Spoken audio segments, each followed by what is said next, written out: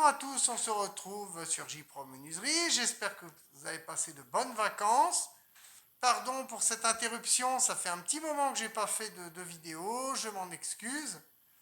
Voilà, pour diverses raisons, j'ai été un petit peu absent des réseaux. Comme promis, je vais vous parler d'un rabot de chez Rallye. Ce mois-ci, je vais vous parler du modèle qui m'a été envoyé, donc le N260. C'est un rabot numéro 4 qui ressemble beaucoup au RB10 de Stanley qu'on trouve souvent chez Bricomarché. Il est souvent en vente dans les magasins Bricomarché.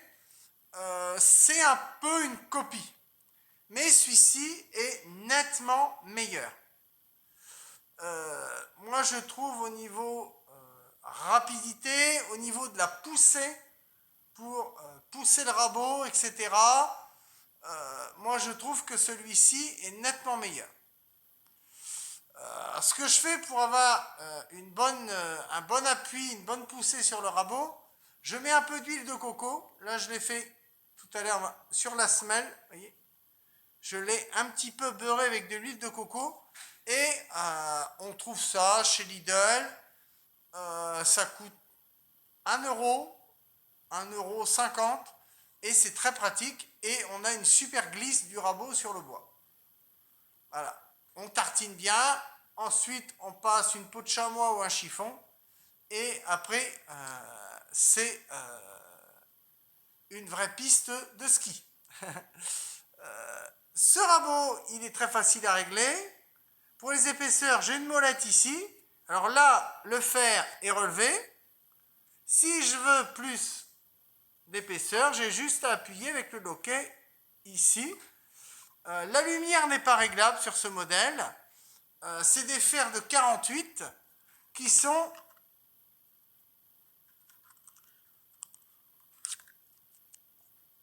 dans le manche du rabot. Ils sont dans la poignée en fait. C'est pas mal. Ce que le RB10 n'a pas, c'est un logement profond à l'intérieur pour glisser les lames. Donc c'est des fers de 48 comme ça. Alors là je ne vais pas vous le faire parce que c'est un peu fastidieux à changer. On lève le loquet ici, on lève le loquet là et on clipse des petits fers interchangeables, non affûtables, comme ceci. Alors, il y a des fers pour... Alors, les bleus, c'est bois dur. Et les rouges, c'est bois commun. Alors, ce qu'ils appellent bois commun, c'est tendre à moyen. Ah, il est un petit peu dur, je trouve. Ce que j'y reproche un peu, c'est au niveau de la capsule ici, qui est un petit peu raide à remettre. Mais sinon, il y a une bonne prise en main. Il est encore meilleur que le Rallye 105 que j'avais testé il y a quelques temps. Celui-ci, il est le meilleur. Le meilleur, c'était le Rallymatic. Le premier que j'avais testé était vraiment génial. Ensuite, il y avait Rallye Pocket. Et en troisième, moi, je mettrais celui-là. Je mettrais le N260 monobloc. Il est vraiment pas mal du tout. Et le Rallye 105, je le mettrais derrière. J'ai encore d'autres modèles à tester. Je n'ai pas encore fait. Il y aura le N220, qui est un modèle avec une corne de rhinocéros. Alors, la prise en main est peut-être pas si bien à voir. Il est un peu plus court. On sera sur des fers aussi de 48, mais c'est un modèle plus court, avec une autre forme de prise en main. On verra ce que ça donne. Celui-ci, voilà les copeaux qu'il fait. Vous voyez, je vous ai... ils sont extrêmement d'une qualité extrême. Voilà, ils sont très très très très fins. Et je vais vous montrer ce que j'ai raboté. Donc juste avant de faire la vidéo, une petite moulure comme ça. J'ai refait le derrière. Voilà. Prête à coller sur une étagère. Voilà. J'ai refait un petit peu. J'ai refait aussi le biseau ici. Donc avec, on peut faire des chanfreins. Je vous montre un petit peu ce que j'ai refait. Au niveau de la... Voilà. Et vous voyez qu'il n'y a pas de trace. Il est vraiment pas mal du tout. Et quand je pose le bois dessus, il adhère bien à la semelle. Vous voyez, il n'y a pas de jeu. Sur certains modèles, j'ai du jeu. Là, pas du tout. Il est vraiment génial. Et j'ai rectifié hier ce petit bois-là. Je vais dessiner dessus des bonhommes de neige, parce que c'est un travail que je vais avoir à faire avec des seigneurs, etc. Pour Noël, des petits bonhommes de neige à mettre dans le sapin. Donc là, j'ai préparé mes bois. Et ce qui n'avait pas passé à la raboteuse, j'ai fini avec ce rabot-là, le 260. Et vous voyez, la finition, elle est impec. Un peu moins bien au niveau des champs, mais ça reste correct. Un petit coup de ponceuse. Bon, là, j'ai quelques traits, on ne voit pas bien l'image, j'ai quelques petites imperfections, mais vraiment minimes.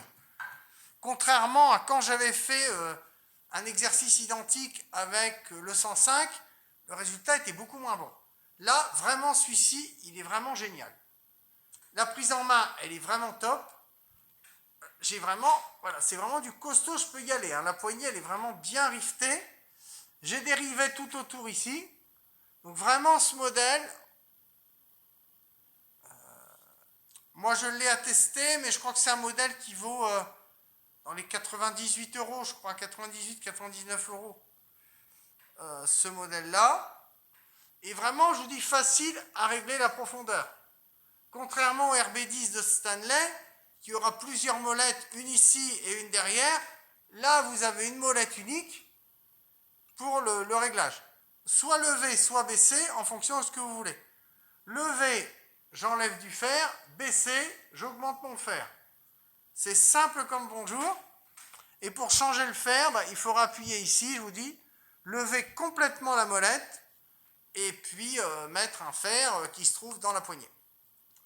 Donc vraiment un outil pratique. Moi, je lui mettrais 15 sur 20 à ce modèle.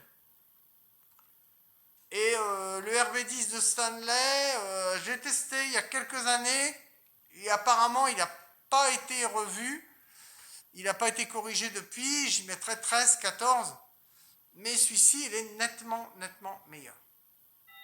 Moi, ça fait des années que je n'ai plus de RB10 de Stanley, que j'ai ce modèle-là, c'est vraiment génial. Là, celui-ci, vous pouvez y aller. Maintenant, moi, je vais en faire mon compagnon, celui-ci, tous mes chantiers.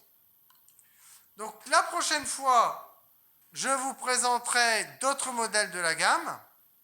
Et puis, on va continuer les vidéos. Prochaine fois, on fera un petit peu d'électroportatif. Allez, à bientôt sur les réseaux. Ciao, bye bye!